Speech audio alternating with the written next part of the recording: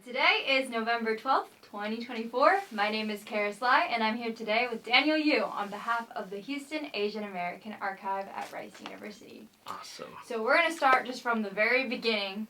Can you please state your full name and where and when you were born? My name is Daniel Jinwoong Yoo. I was born in Columbia, South Carolina on January 3rd, 1988. Awesome. And do you know the story behind your name? I come from a whole line of pastors, so my name Daniel comes from the Bible. I think in the Korean culture, there you share one of the names because it's usually two parts, right? Jinwoong and then your surname.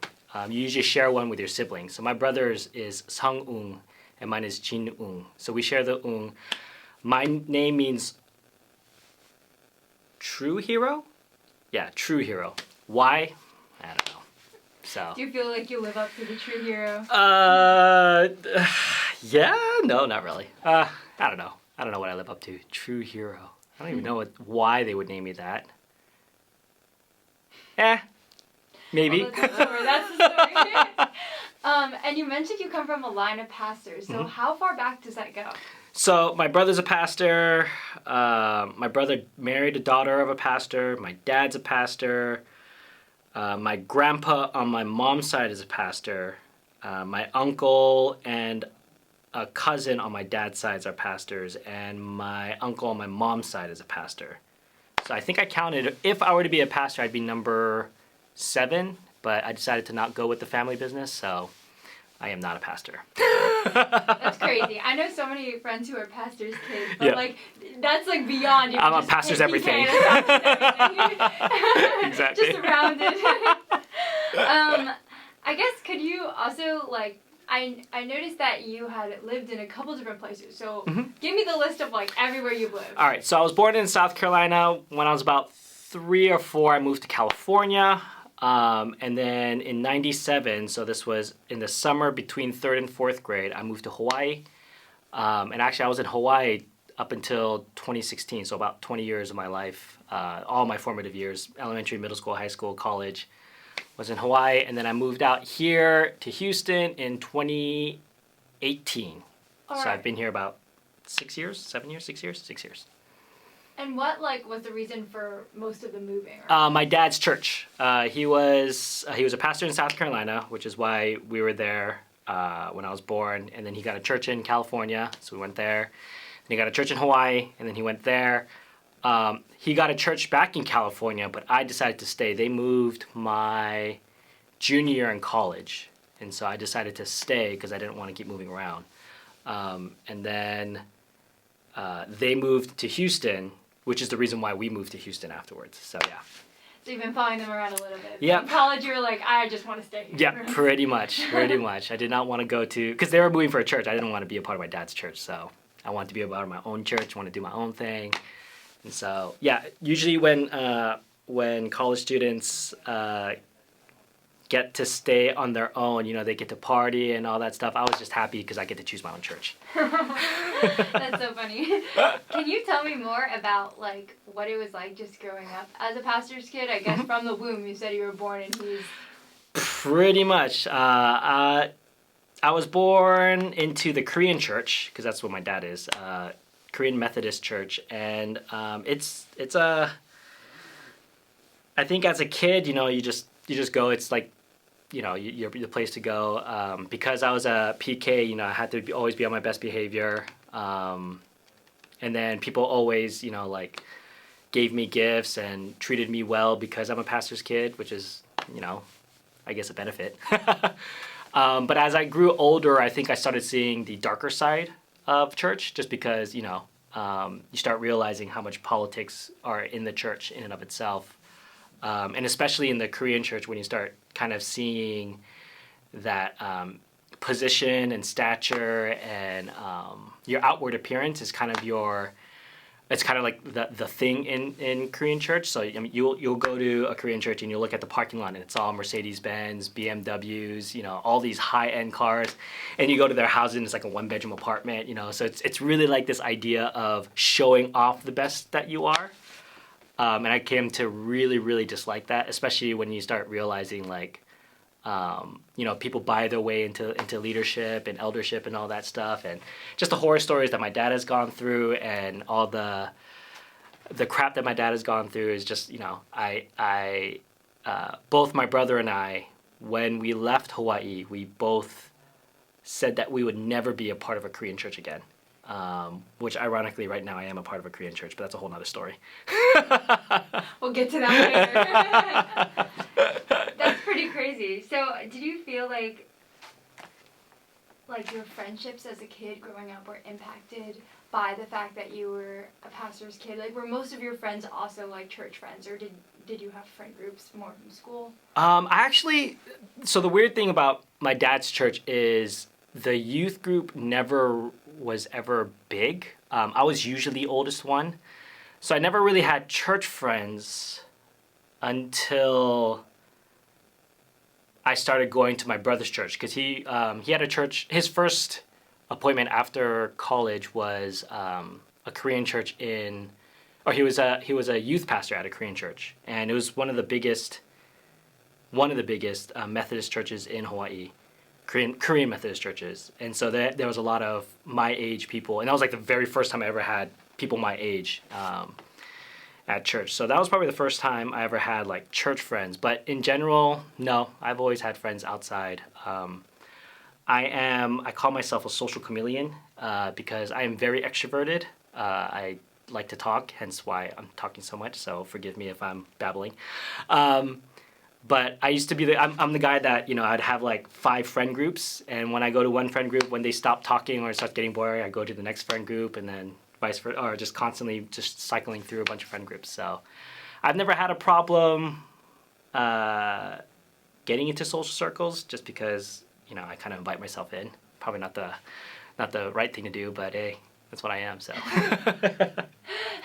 And I guess it probably served you well. Do you think that's something that you developed by moving around so much, or something that you just were always kind of born with? I was always born with it, but the things that my dad would tell me when we used to live in California, one of the things my dad liked to take me to do is go fishing off of the pier.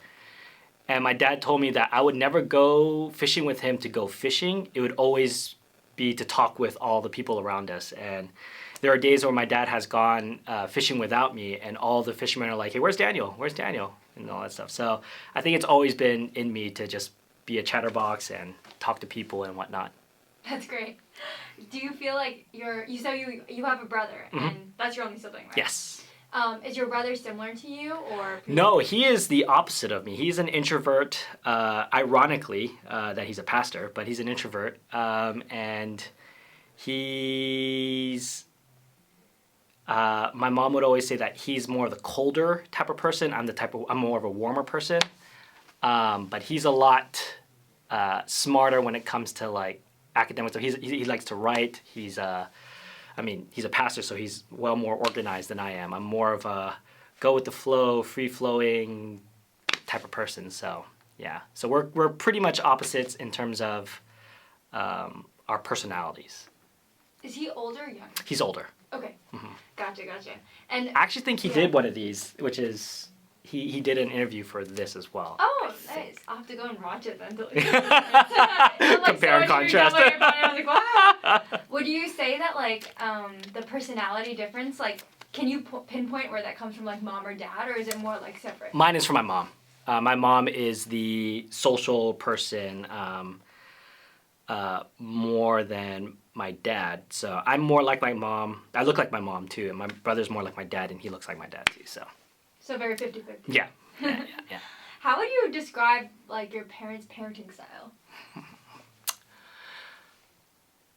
I think the one thing I really take from, especially from my dad, is my dad is not your typical Asian father. The stereotype Asian father is they never say I love you. It's very they are the breadwinner. They are the ones they are the hard discipliners. The affection does not come from them. My dad is the complete opposite. I still to this day, no, actually he stopped recently. But he used to, up until a few years ago, still say do you want me to give you a kiss? And stuff like that. he'll tell me he loves me all the time. Something that really irritates me, but it is endearing, is I'll call him and he's like, hello, and I'm like, what are you doing? He says, I'm talking to you on the phone. I'm like, what are you doing before that? He's like, I was thinking about you. And I was like, yeah, I don't need to hear this anymore. So my father is a very, is an exception to the Asian father. And I think from that, I think all the other Asian stuff is the same. I mean, I got disciplined, I got hit with anything that they could find, especially my mom. My mom was the main discipliner when it came to like the small things. But my dad, when I got in trouble with my dad, I did something really wrong. And so, but other than those things, my parents were very affectionate. They always did what they could. I mean, immigrant parents, so coming to America, they did what they could. But the one thing I do take away from their parenting style is I've never felt like I wasn't loved. I think that's the best way to put it. I know to this day, and I think I've known always, that I'm loved by my parents. Mm. Would they like emphasize like academics a lot, or did you feel like they emphasized, I guess, like spiritual formation more? Ooh, I think they actually emphasized more academics at first, but not that much. It's not. I'm not like your typical like I had to get A's and everything type of thing. But they were the type where when I was going to college, I did say, let me go to community college my first 2 years because it's way cheaper, and then go to university my last 2 years. And they said, no, community college looks bad. So you're going to have to go to university. So in that sense, academics is still high up there, but it wasn't like your tiger mom type of thing. As for spiritual formation, they were actually pretty hands-off, actually, now that I think about it. Other than the family Bible studies that we have, or after a certain age, my dad stopped hitting me, and it became more of Bible study as to what I did wrong, and so that was kind of worse. I think I would have rather gotten hit, get it over with in 10 minutes rather than an hour. So, but I think their thing is they trusted God to take care of everything. My mom even told me multiple times how because they were in such a whole new environment, because they knew nothing about America and whatnot, that they just kind of let me go and just prayed that I'd be okay. is pretty much what it was. And I guess I'm okay, maybe. That makes sense. So it's kind of like they were like, I guess we kind of have, like, we don't even know how to navigate this, exactly. so, like, we don't even know what to tell you. Mm-hmm. Mm-hmm. I guess from, like, the fact that they were immigrants, like, did you speak Korean at home, or? Yeah, so technically my first language is Korean, although my Korean is probably, like, 4th grade level. But yeah, I still speak to them in Korean, and I am their official translator, so whenever they need something or call someone, I'm the one that's doing it more than my brother, so yeah. And I know you mentioned that your brother was like always very strong in academics. Like, did you feel like there was ever like comparison between the two of you? Let me rephrase that. My brother was never strong at academics. I was smart. I'm the better school taker, but he is the better, like, when it comes to academic type stuff like writing and reading, and I guess that's what it is, writing and reading. I guess that's what he's much better at. Humanities versus yes, like testing. Yeah. I was the better student. I am book smart compared to him, and he will attest to that. But yeah, so we weren't ever really compared. He's also 8 years older than me, so we weren't even in school at the same time. He graduated when I hit 6th grade, middle school. So yeah. Okay, gotcha. So there's a pretty big big gap. Mm-hmm. Mm-hmm. Okay.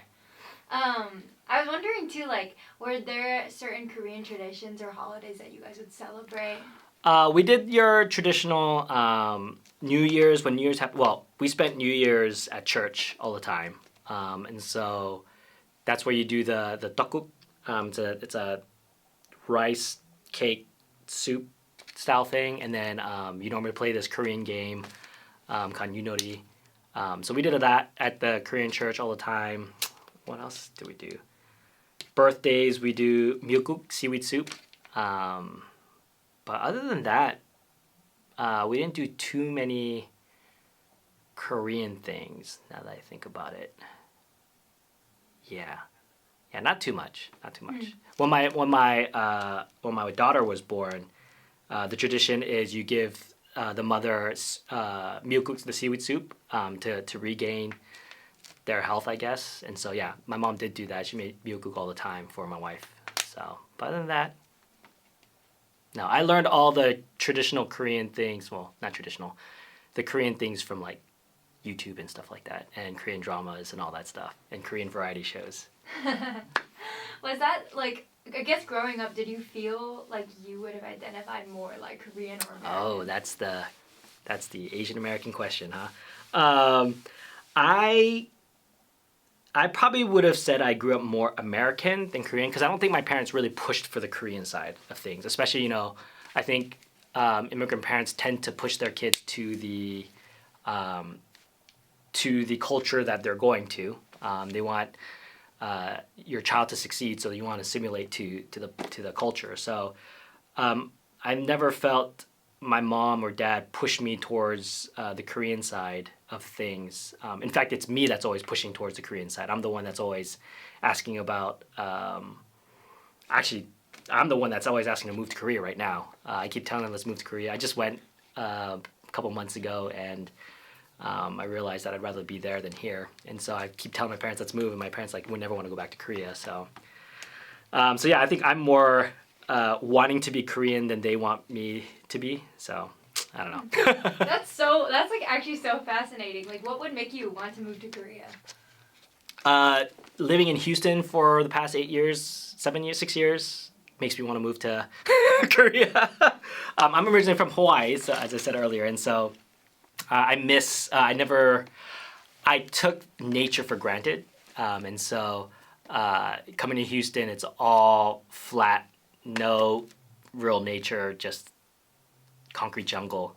And so when we went to Korea, and just being around Korean things, because I've come to, especially recently, come back to wanting or liking the idea of being Korean. That's the best way to put it. And so the Korean culture of things, like I'm a huge cafe guy. I love going and get coffee. That's always been my wife and I's big thing before we had our kid. And cafe culture in Korea is ridiculous. Like it's a little too much. But I'd rather have too much than less.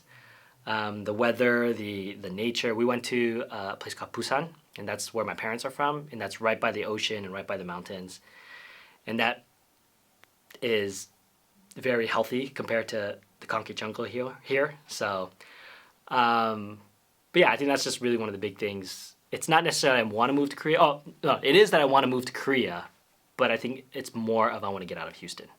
So, yeah. Yeah, and if you get out, I mean, why not go to Korea? Exactly. Okay.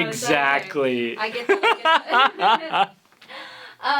Yeah, I guess something else, I know you had touched on this a bit, but I would love to hear more about, like, what your faith journey was like. Being, like, seeing, like, what you said, like, the dark underside, and being very jaded at a certain point. Being, like, I'm never going to be at a Korean church again, and now you're back. So, how did that happen? So, my faith journey is very interesting. I was always in a part of a Korean church. I was always a part of church, period, whether by choice or not. And I think I kind of gathered my own faith probably around my junior-ish year in college. I mean, that was the reason why I didn't want to go with my parents, because I wanted my own church. And so I kind of gathered there, and then I ended up getting into a church in Hawaii, which ended up being more like a cult.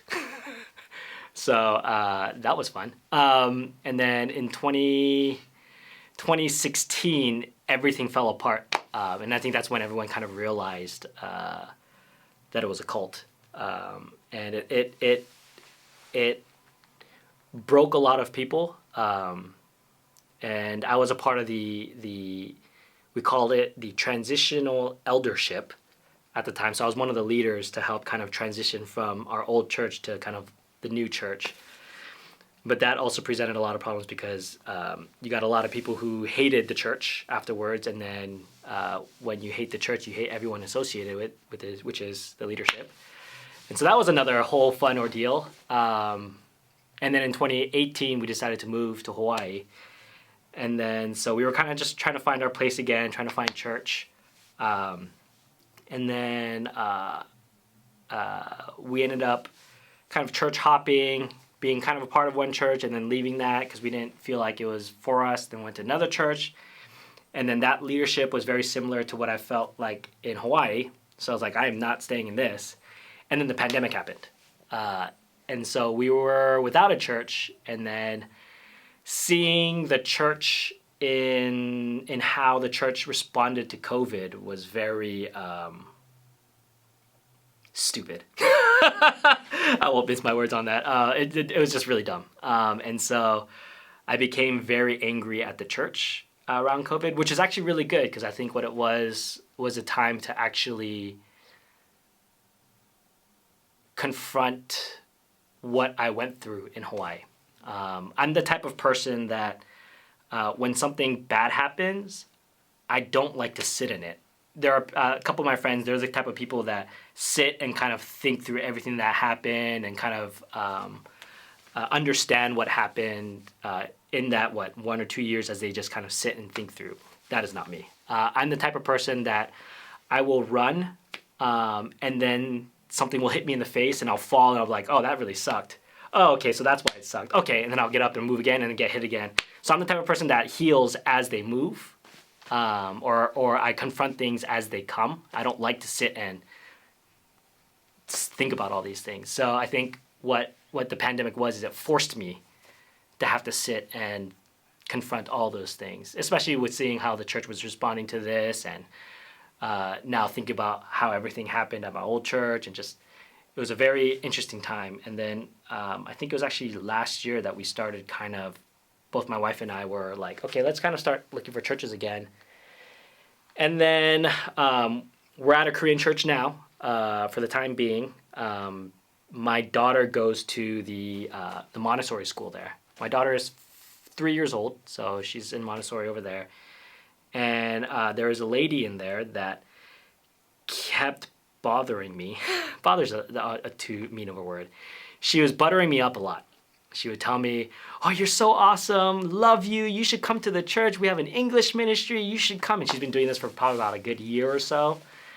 And then we had a thing at the church for the school, and I met the English pastor, and she came back again saying, so you met the pastor, you should come, da-da-da. And just to kind of, have her stop, my wife and I was like, okay, let's just check it out. At least that way I can go up to her and say, hey, I checked it out. I told you I didn't like it because I don't want to be a part of a Korean church. And that first Sunday was actually really good. And both my wife got back to the car and we were like, wait, what just happened? And so we've been there since. That was February of this year. And so that's why we're back at a Korean church. I still have a lot of misgivings with the Korean church. I'm still very walking on eggshells because I'm ready to jump out whenever something weird happens, right? But as of now, I'm there. That is a crazy story. Yeah. When you said cult, can you give a little more on what you mean by that? Yeah, so there's a term in the church called spiritual abuse, and it's basically using the Bible, using spiritual things to kind of get people to do things that they, I wouldn't say don't want to do is not necessarily the right term, because there are certain things that are beneficial that you don't want to do, but I would say they make you do things that that you don't want to do that are not beneficial for you. So a few examples are, we have a couple friends who got fired from the job because they were so devoted to the church. I should go back to that. One of the biggest issues that we had was the devotion to the church was huge. If you weren't devoted to the church, you weren't a Christian, is kind of what was not necessarily explicitly said, but that was the undertones. And so a lot of people lost their friends, or a lot of people ditched their friends is what it was. There are a good number of people who ditched their families. There are people who've lost their jobs because they would not go to their job to do things at church and stuff like that. People have failed classes because they're so focused on doing church stuff rather than homework and all those things. And so, and it kind of came once the whole facade of church came crumbling down. The pastor, who was the main guy, he was found to have, I wouldn't say, I guess you'd call it immoral relations with another person in the church, which kind of broke a lot of the facade of this pastor, who everyone kind of followed to the T, whatever he said. And then that's when everyone started realizing, oh, wait, I gave up a lot of things that I didn't really need to, and that's not necessarily what God was doing. And then everything just kind of fell apart from there. So, yeah, the church was very much church first and church is everything. Or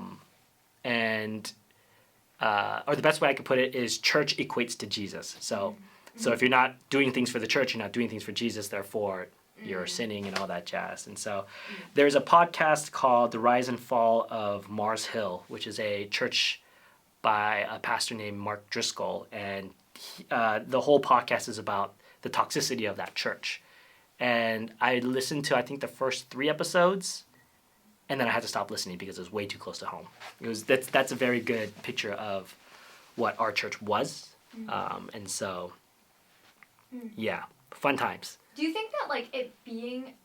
Because I've definitely heard about this happening, too, like, in not just, like, Korean context, but, like, do you think there's anything, like, specific about Korean culture that would lend itself to this, too? Like, perfect storm type thing? Well, first off, what happened in my church was not a Korean church. It was another church. But I think in the Korean church also, there is this what do you call it? This atmosphere of what the pastor says is right. Don't question the pastor. And I mean, that's the same thing at my church, where you don't really question the pastor. The pastor, what he says is, he says it straight from the Bible. That means it's from God. And I think that's the kind of same vibe, I guess, that I can kind of see within the Korean church of, like, this is the pastor. He has the words of God, so listen to what he has to say. So questioning the pastor, I don't know how often that happens in the Korean church, which I assume is rare. Yeah. So, like, the authority structure of yes. the culture then. Yes, like, yes. Being even more emphasized in the context. Yeah, especially because Koreans, I mean, Asians, you have that hierarchy, right? Hierarchy is a very huge thing in Asian culture, so, yeah. No, that makes sense. And I guess also, like, I know, like, I feel like Protestantism is very popular around, like, Koreans compared to even other, like, Asian subgroups. Do you have any thoughts onto why? It's okay if not. No, that's actually a really good question. I'm kind of curious about that. No. I mean, my guess would be that the history of Christianity in Korea may have been more Protestant first than Catholic. So that's the only guess that I have. But no, I'm not sure why. Well, let's jump back to kind of just, like, your experience in school. Whether elementary or middle school or high school, like, were there any, like, landmark things that happened to you in school that, like, you think back to? Any friends that you're like, wow, they were super influential in my life?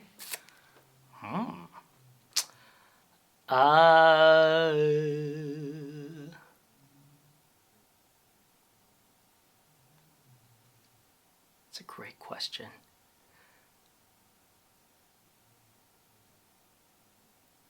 I think, I can't really place, like, an uber inspirational or uber, like, influential person in any of my schooling. Because, again, I'm the kind of guy that just migrates to friend groups here and there. I think what was interesting for me was I always made friends with seniors, which kind of now makes me question their judgment too. Like, my freshman year, the people that I hung out with, the one person I remember I hung out with was a senior. My sophomore year, I hung out with seniors. My junior year, I hung out with seniors. So by the time my senior year came around, I realized I didn't have that many friends, because I was always made friends with people on the outside. So, but that year was a year that I played guitar, and that was the year because I didn't have anyone to hang out with except for a couple of friends. But really got into playing music a lot more. But in terms of people, that was probably the most memorable. that's probably the most memorable thing about high school, just that I've always made friends with seniors. Again, I question their judgment now, but cool. Interesting. Was there any like class or teacher that really stuck out to you?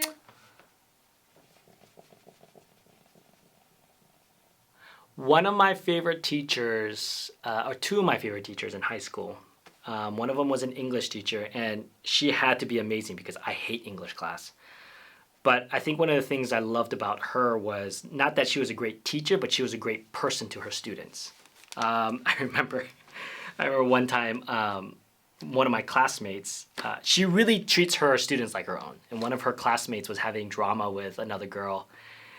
And and then the teacher found out about this. And the teacher goes, "Do we need to stop class right now? Do we need to go talk to her? Do we need to bring her in right now and talk about this?" And the girl was like, no, it's okay. And that actually stuck out a lot to me, because I think that really showed how much she cared. Because at the end of the day, I mean, looking back on it now, being much older than I was back then, and kind of being able to see, what leadership looks like, that is a very big aspect of leadership that I think is very vital in terms of how people in those positions treat the people under them, And so she was amazing in that, and it made me actually read books like Pride and Prejudice and Fahrenheit 451 was really good. But yeah, Pride and Prejudice was a dread, and I barely got through that. I could barely read that.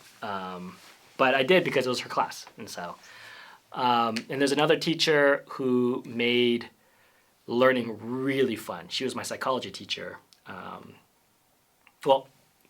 My English teacher's name was Miss Saruda, and my psychology teacher's name Miss Tapara.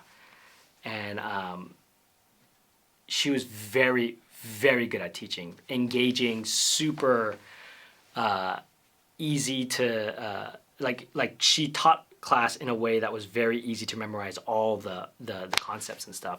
To this day, I still remember like the cerebellum. You have the two L's make a balance beam, so cerebellum is about balance, and hippocampus, right? The hippo goes on campus to learn and remember. Hypothalamus, there's two thalamuses, and one of them's a hypothalamus, and it's 4 letters different, and the 4 F's, fight, flight, food, and fornication. I still remember those, like that was from 2006, that's when I graduated high school. That was 10 years, no, 8, 10, wow, I'm really bad at math. 18 years ago, almost? Dang, holy crap, I'm old. She made some core memories. She made core memories, and it was her, well, my brother majored in psychology, and it was also with her that made me major in psych for college. I actually took her general psychology class, but I actually took the AP class, or AP test. And like I said, I was good at academics, so I actually passed on it. I don't know how still, actually. But she was a great teacher. That's how good of a teacher she was. So yeah, those are the two teachers that I really remember. One for who she was, and the other for how great of a teacher she was. That's great. Did you ever learn about like Korean history in class? I did not. I'm also trying to remember if I learned about the Korean War, but I don't even remember that either. But I probably did. History was not my strong suit either. I was your typical Asian, so math kind of came naturally to me. My brother would attest that he was not your typical Asian, and math was actually really hard for him. But math was easy. Math and science were my go-tos. Gotcha. What did your parents think about you, like, deciding to major in psychology? Oh, my parents loved it because they thought I'd be a pastor. But by my junior year in college, I realized how much I hated psychology. My teacher was so good that she tricked me into it. That's what I tell people. But yeah, I think every single psychology class I took, I hated, except for cross-cultural psychology was probably the best course. It was the most fascinating course because it's the differences in psychology between different cultures. So that was probably the most fascinating class. But outside of that, I hated psychology. And by junior year, the only reason why I kept going is because I didn't want to go to more school. I didn't want my parents were paying for it too. I didn't want my parents to pay for more school because I hated school on top of that. So I just stuck through it. Oh no. Yeah. That's so unfortunate. I was like, you started off with like, my teacher was the most My teacher was so good. What do you, like, was it that it just felt too technical or like? I don't know. I just didn't care for it. It wasn't interesting to me. Yeah, I mean, just I don't really care about how the brain works or the biology aspects of how your brain makes you think or why people do what they do, and I didn't really care. If you could go back now, what would you have majored in? Some sort of STEM, something technical, whether it be like engineering or I'm a big space nerd. I love space. One of my dreams is to work for NASA, although my skill set doesn't go to that. So it'd probably be, if I could go back, again, I don't even know if I'm smart enough to do this, but I'd probably do some sort of like, I never liked chemistry, so probably not chemistry. Probably some sort of physics or some sort of engineering. Gotcha. Yeah. Okay. All right. Like a good Asian. Exactly. I guess besides the psychology major being a bit of a flop for you, what were like some meaningful things that happened during college? That's where I first found that church. So the second half of my junior year is when I found the church that would unfortunately fall apart in a few years. But the other thing that was really interesting was that year I was to dorm because my parents left, so I was dorming, and we had these apartment dorms. So it was 4 people in this room, and you have a living room and 2 bedrooms, and 2 people in each of those. And I don't know how it happened, but I got roomed with a bunch of Polynesian-Samoans, and it was an amazing experience. Samoan people are the nicest, they are the most awesome and greatest people until you get them mad. And you do not want to be on their bad side. But these guys were the best. They were so fun. And it's a very social culture. So even though there's 4 of us to a dorm, we probably had like 8 to 10 people all the time. We just had a bunch of the other Samoans laying down in the couch or on the floor. So I was always around a bunch of people. One of the most memorable things is every single one of them had nicknames. That was kind of like their in thing. So we had like a guy named Spiky because he had a spiky personality. The leader of the crew, his name was Chief. One of the guys' name was Yo-Yo.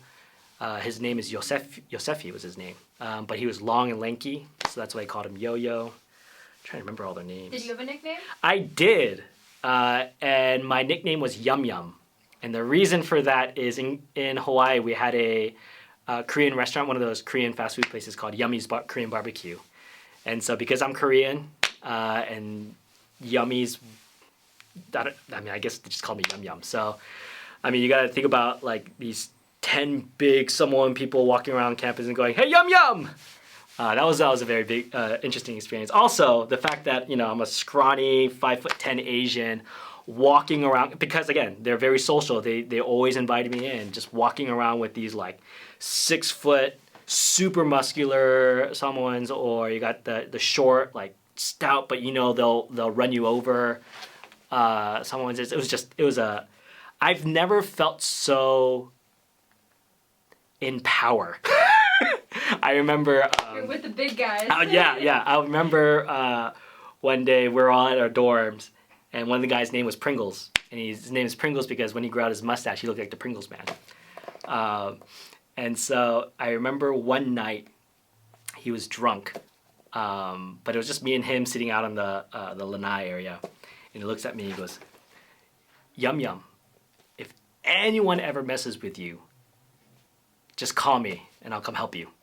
At that moment, I felt like no one could mess with me. The world's strongest man could come up to me and I'll be like, "Hey, I got my guy Pringles here, don't mess with me." It was one of those things. I've never felt so like protected and so like in power. Again, coming from a 5'10" scrawny Asian guy, power is not the the term I would ever use for myself. But man, did I feel like I was on top of the world. No one could take me down. You got a whole team of bodyguards. Yeah, free. For real. Like just again, 10 big Samoan guys walking with this one scrawny Asian guy. Man, that was great. That's so funny. Was it like a random housing placement? Yeah. It was a random housing placement. I think 3 of them. One of them was not someone, but he did room with them previously, and I guess they just had an opening and. Yeah, I guess that's what it was. That's crazy. And so that was for 2 years of college. That was it was only for a half a year because when I started going, again, that's when I started going to my church. And then, one of the things was to leave all your friends. And so I ended up leaving that group halfway through the year to go live with people at the church. Oh, wow. Okay. So it was full, like, you're just coming into this new community. Mm-hmm. You lost your bodyguard. Yes, unfortunately. Oh, no. Do you keep in touch with any of them now? Not so much. I did recently reach out to one of them because one of them is now a youth pastor at a church. And one of my previous friends at the church works alongside him. And I actually messaged her. I was like, hey, I'm not sure if Taylor remembers me, but I have a feeling that he doesn't like me because I just ended up ditching them halfway through. And she responded back after she talked to him and said, like, oh, no, they have good memories. Because I used to be the one that would take them to church all the time. I would go to 4 services during college. I would go to, what were the services that I went to? I went to the church that I was going to at the time, my brother's old church. And then I would go to the church that would become a cult. And then I went to the college service of that Korean church. And then I would take all my Samoan guys to a college service out at another church. And so I'd always take them to go to church. Yeah, because church is, life. That's what it was. That's crazy. That's so many. It I've never heard of people going to 4 services. Yeah, it was dumb. That is crazy. Oh, man. I guess kind of moving to, like, your career and then audio-visual, when was, like, the first time you thought about that? Was that something, like, after you're like, I don't like psych, now what do I do? No, it was actually at the church again. I play guitar, and so my pastor at the time was like, oh, you kind of have an ear. Why don't you learn how to work the soundboard? And so I started doing some of that. And then to kind of learn how to do it a lot better, I randomly met I was a trumpet player back in high school, and I used to take lessons. And I randomly met my lessons teacher at a school that I was working at. And I asked him, hey, do you know any sound guys that I can learn from? And he gave me a number, and I called the guy, and I asked him if I can shadow him just to learn. He said, come down. I literally did nothing because it was a marathon event that he just set up speakers and in a tent, and all it was is just playing music, and then whenever someone talked, you just turn on a microphone. So I went there, literally just sat there, did nothing. He said, I'm doing this again tomorrow. Do you want to help? I said, sure. Came back. I helped them break everything down, and as I was putting it into their truck, the owner of that company was like, hey, do you want a job? And I said, okay. And that was literally the start of my career. And from there, I learned the audiovisual. We mainly did like hotels, when you have conferences and you set up all the projectors and all that jazz. I did that, but what I found really enjoyable was doing musical theater. So I did audio doing musical theater. And so, yeah, that's how I got into AV, completely separate from my degree. That's great. What theater place did you work with? It was a private school. It was an all-boys school. They had a theater that was for rent, and so rent to the community. So we called it a roadhouse. Basically, you do a show, you do someone's show, you break it down, clean it all up, and the next weekend it's a whole nother show. And then the school, who was also shared a campus with a college, they would do it would be twice a year. They would do a theater show, and I was their main audio guy for that. Do you have a favorite show that they did? My favorite, the show that I go back to is Little Shop of Horrors, because that was the very first show that I ever did. I got thrown into the deep end. The sound guy I was learning from was like, here, do this, and program the whole show, and we'll just go with that. And I was like, okay. And so that was the first show I ever did. I like more of the pop music style rather than like the theater-esque. Like, I don't know if you know Into the Woods. I hate Into the Woods. Those kind of shows really bore me. But shows like Little Shop of Horrors or Hairspray, we did that one. That was another good one. Just those kind of music. That's what I really enjoy doing. You want some upbeat, not like the old-fashioned, like operatic. Yeah, exactly. No, that makes sense. I was wondering, like, okay, let's say you're like on set and it's like opening night. What are like the sort of things that you're doing behind the scenes? Because I was always in musical theater. But I never understood what the sound guy was doing, but I just knew there was like 50,000 things going on. So what I do is prior to the show happening, I program my soundboard. So basically what that means is I read the script and I already have the microphones all laid out as to who's who. And then so as I go through the script, I go through different scenes and I put up microphones. I turn the volume up on certain microphones or certain people that are already talking. And then I save that. And then once like someone leaves or something changes, then I'll change the volume on that one and then save that. So as basically I'm programmed the whole show that all I need to do is just press a button and all the volumes will automatically go up and down. So that's what I do before I even look at the show or before the show even starts. And then after that, I do all the sound checks to make sure all the volumes are where they need to be so that when I press next, it's already calibrated. And then after that, just making sure that the band, if there's a band, if there's an orchestra, that sounds good. Those are always really hard because you're dealing with 12 to 24 vocals, right? Actors and whatnot. And then on top of that, you're dealing with 12 to 24 microphones in the orchestra. So just, making sure all of that's calibrated. That's the best word I could put because it's calibrated. Because once the idea is that you set it a certain way at the very start of the show so you already know what to expect for the rest of the show. So that's what I'm doing prior to doors opening. It's getting all the volumes right, making sure the orchestra sounds the way it's supposed to. And then just pray. Is what it is, yeah. Have you ever had a show where like something went very wrong? Oh, all the time. The common one is you miss persons, like they come in and you don't realize, or you forget that they're coming in, you forget to press the button, so they come on and it's like, la, la, la, la. It's like, oh, dang, I missed it. There's that. I've always had to tell the orchestra to stop talking because I never mute their microphones. So their microphones are always on. So, and their mics are, in front of them because it's in front of the instrument. So they're like, hey, da, da, da, da. And you can hear it whispering and stuff. I've done that. That's happened. There was a show where I had my MacBook was the sound effects. So I played all the sound effects. And at the time, this is when your phone can tie to your laptop, right? And so when your phone rings, your laptop rings, right? And so I got a phone call. Looked at my phone. Can't talk to you. Mute. Put it back in. All of a sudden, you hear this. Dun, dun, dun, dun, dun, and I'm looking around. I'm like, whose phone is ringing right in the middle of a theater show? And it dawned on me that it was a little louder than what it would be in an audience. And I looked at my computer and I went, oh crap. I muted it and then just stood there completely like heart pumping, everything. Everyone's looking at me obviously because, and I had to play it off like it wasn't me because, it's already embarrassing as is. So yeah, I've had a lot of hiccups here and there. It's always fun. Keeps you on your toes. That is so funny. You go around and scream at the person. Yeah, no, full on, I was literally like, and then my face went. Yeah, it was a whole thing. So funny.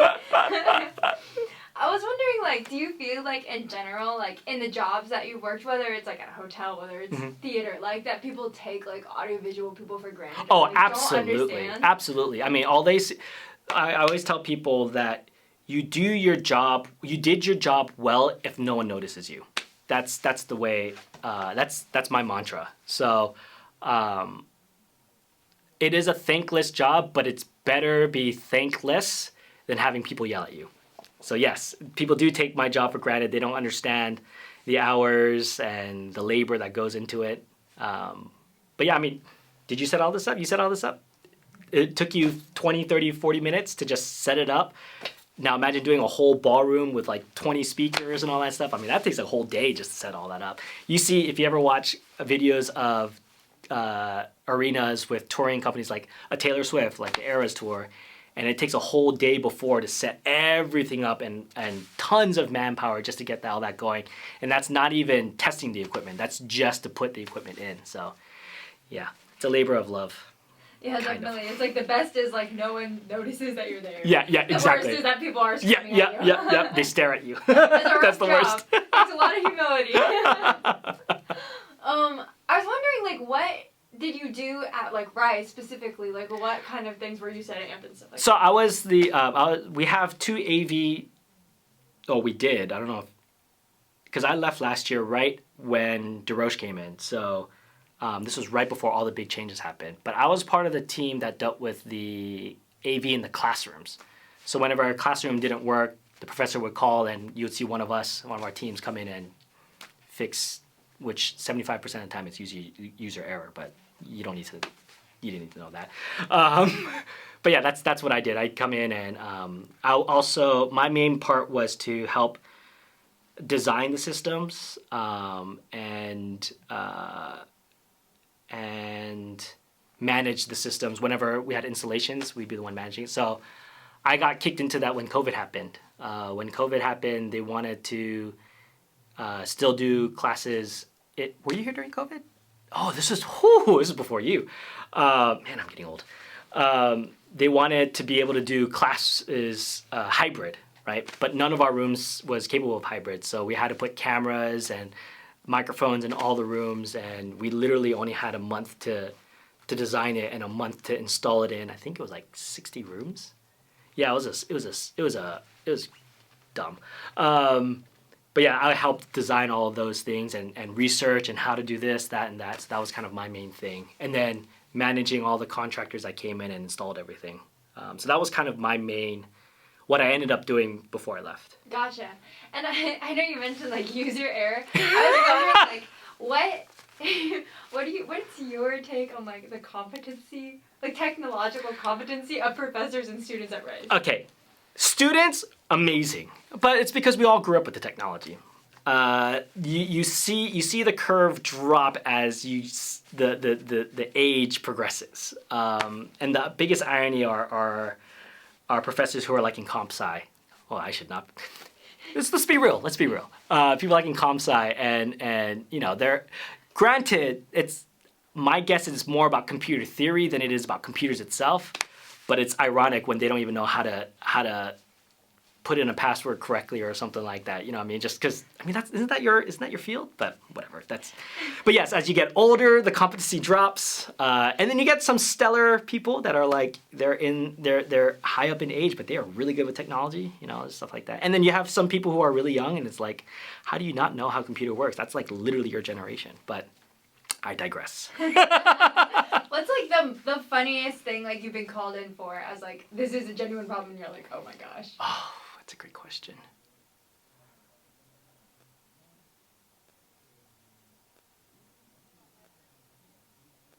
Huh. I'm not sure. I'm trying to think of the dumbest dumbest ones. There's been a few times where because every classroom has a monitor, right? Where the monitor's not working and you just walk up and press the power button and walk away. But the thing about it is, you know, some professors have egos, right? More than not. And so you have to make it look like you're doing a whole bunch of things. So I'll turn it on and I'll be like typing and doing certain things. And then they'll be like, oh, what happened? And depending on the professor, because there are some professors that I've come to like really enjoy. So I'll be like, oh, the power is off. No biggie, I've done it before. I'd say things like that just to kind of, you know, ease it off and they'll laugh. But there are certain professors where you know you can't call them out in front of the students. So you'd be like, oh no, I had to do a bunch of things, but I'll put it in the ticket because we have a ticketing system. I'll put it in the ticket to and let you know what happened. And I'll be like, oh, the power's just off.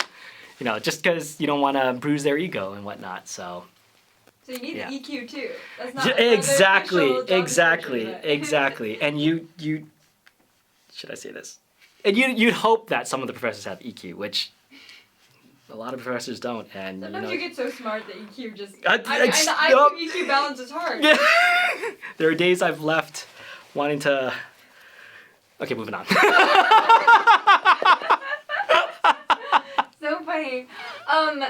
I guess say as much as you're comfortable, but what were some of the factors going into leaving Rice in your career? For me, it was another step in the career. I was going from just kind of a technical job to becoming.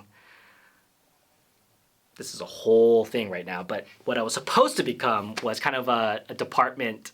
I was supposed to establish an AV division of where I'm at now. And then I was supposed to kind of, expand that and do a bunch of things. On top of that, it was like 21 grand more than I was making here. So yeah, that was a huge factor too. Got it. Makes sense. Did you feel like, I guess in Rice or just in general, do you spend more time managing technology or people? Ooh, that's a great question. Whew. So when it comes to AV, it's actually a pretty good split because AV exists as a service. It exists as like a events type of thing, right? Whether it's a lecture, whether it's a theater show or things like that. So it's always a two-way street where my job is to translate what these non-technical people want and to put it into the technical world and then give it back to them in what they want in non-technical form. So I think it's both. I'd be managing both because you got to manage their expectations to make sure they know, hey, you may want a microphone 30 feet away from you and you want them to hear you whispering. Yeah, that's not going to happen. Physics doesn't allow that to happen. But hey, this is how we can do it, and then making that happen, and then managing the audio visual, the technology to make sure that works. So I think it's a pretty good 50-50 split. Okay, makes sense. All right, we are at the 10-minute mark of your meeting. Oh. Okay, let's see. Oh yeah, okay. Walk me through a day in your life and your current job now. Oh, I wake up early. I probably wake up around 5:30 because I start at 6. I'm supposed to leave my house at 5:30. Whether that happens or not depends on how well my kid sleeps. But I should be leaving my house. I get ready in the morning. I'm not the most fashionable person, so literally I already pick out clothes, just put it on. Have you ever heard of a capsule wardrobe? Oh, like you have just like a couple. Everything matches together, so I have that. I don't care about how I look as long as it looks decent. So getting ready takes about 15-20 minutes for me. Brush teeth, wash face, all that jazz in 15 minutes to get out. Because I value my sleep, so I try to sleep as much as I can. Then I walk out 5:30. I'll drive to work, which is right by, what is the place called? Greenway Plaza? Yeah, I work right around there. I get in at 6.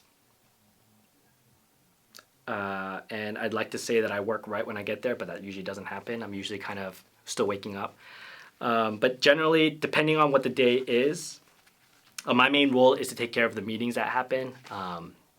It's a government-esque job, so we have a lot of like public board meetings and whatnot, and so I manage those meetings to make sure that they happen well.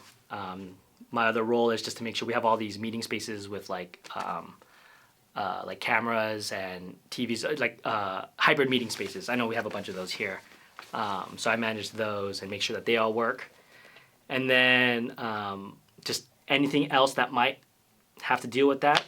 Once that's done, 4 o'clock, I go home. I leave. I go pick up my daughter at her daycare, which is the church that we're going to now.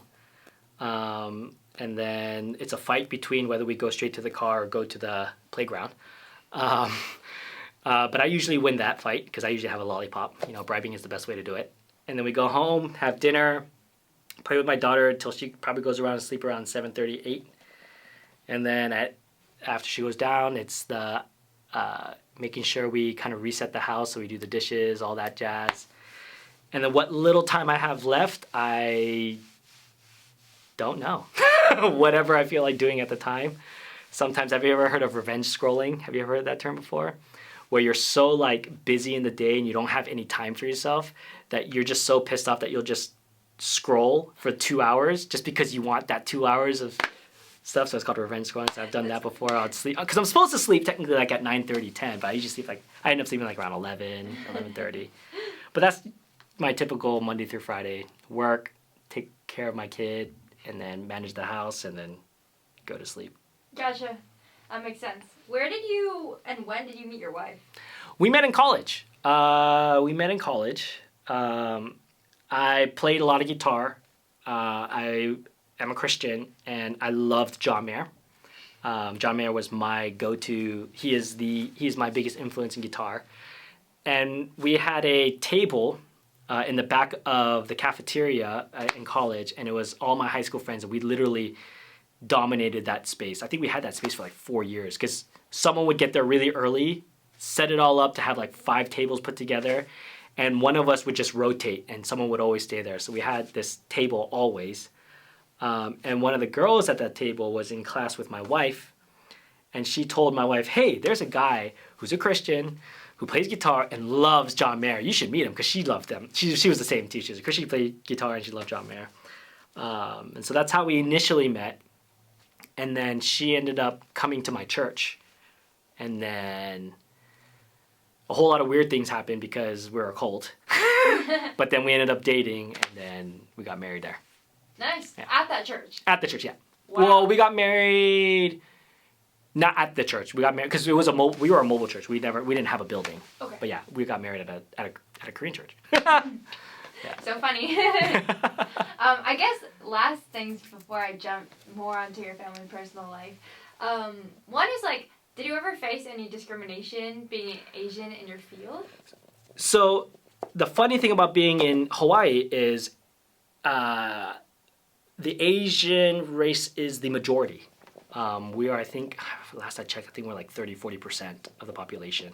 So we are actually the majority, so I didn't feel too much of that.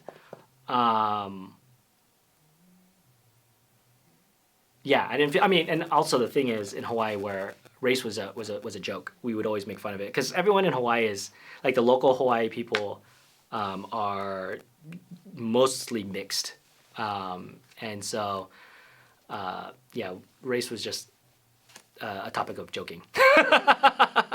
Honestly, we could use some of that. I'm all for that too. I'm on the same boat as you.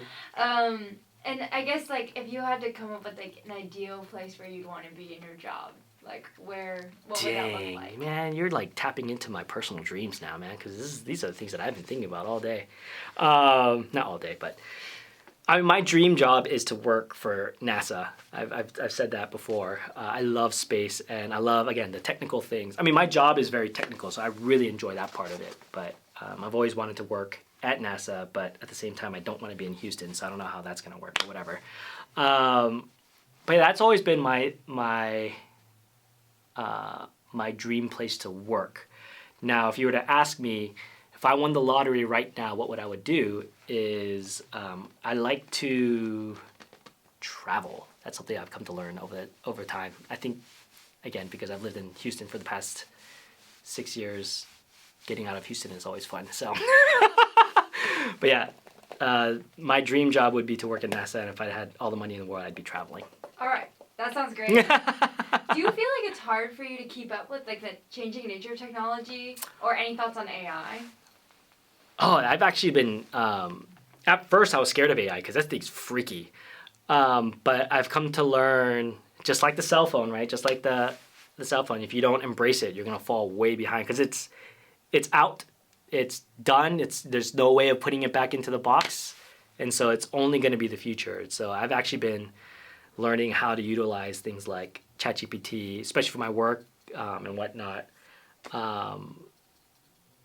Yeah, so AI is really, really, really cool, really scary, but it is the future, and you have to embrace it in order to keep up. Your first question was, how do I deal with the constant changing of technology? I love technology, so I'm always looking at the next best thing. I'm the guy that whenever a new phone drops, I'm the one that gets the highest one every single year. That's my thing because I love to have the latest and greatest. So yeah, it's natural for me to kind of keep up. Okay. No, I guess that's good. That's definitely good for the job. Yeah. And what do you feel like in your job can't be replaced by AI? Customer service. As great and as automated as AI can be, if something goes wrong, you need a human to fix it back. So I think that's something that there is AI kind of coming into the audio world of like self-mixing. I just went to a conference last year, 2 years ago, where they're putting AI in a mixing board, soundboard, where it'll read what instrument it's listening to. It'll automatically label it, and if you want it to, it'll automatically mix it to sound good. But something about art that is that art is never about numbers, and in audio world, it's never about meters. We call it meters. It's how much sound is coming in and out, right? It's always about how things sound, or in art, how things look, right? You could tell an AI, red looks good with green, and blue looks good with white, and then you tell it to paint something, and it'll paint something, and it'll be like, well, you could have probably added some orange, things like that. Like, that's not something that AI can do. In that same way, I think art has its place, or humans have its place in art to be able to, to mold it in a way that is pleasing to other people. And so I think the art aspect of it, the technical aspect can easily be replace humans, the tech part of it. Yeah.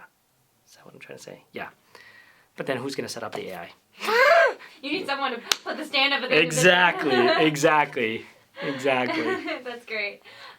And where and when do you feel most at home?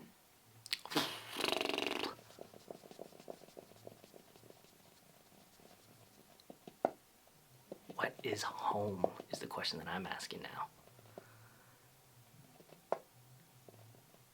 When I'm with people, I think because I'm such an extrovert, I'm not a homebody. I hate being at home. I love being with people. I love talking, hence why I talk so much. So I feel the most comfortable home. I feel home with people. But I also feel very comfortable and I feel at home when I'm. This is so contradictory. I was gonna say by myself.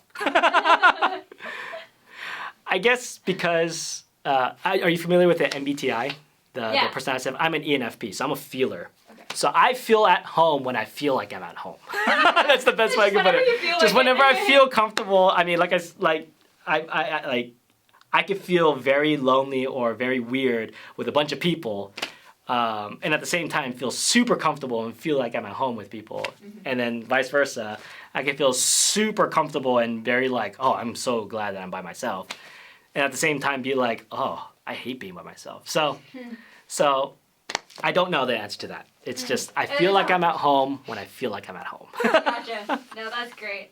And then I guess, lastly, if your kid watched this interview in the future, or watches this interview in the future, what's something you want to tell them? Lily and baby number 2, if there is a baby number 2 in the future, first things first is know that, oh man, this is getting emotional.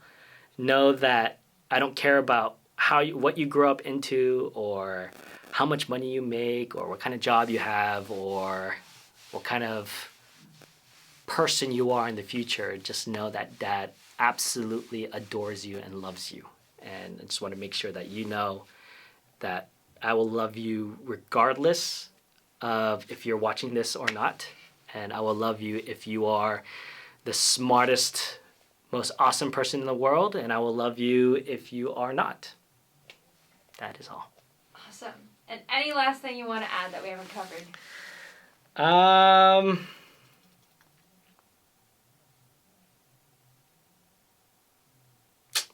No, I think I've said.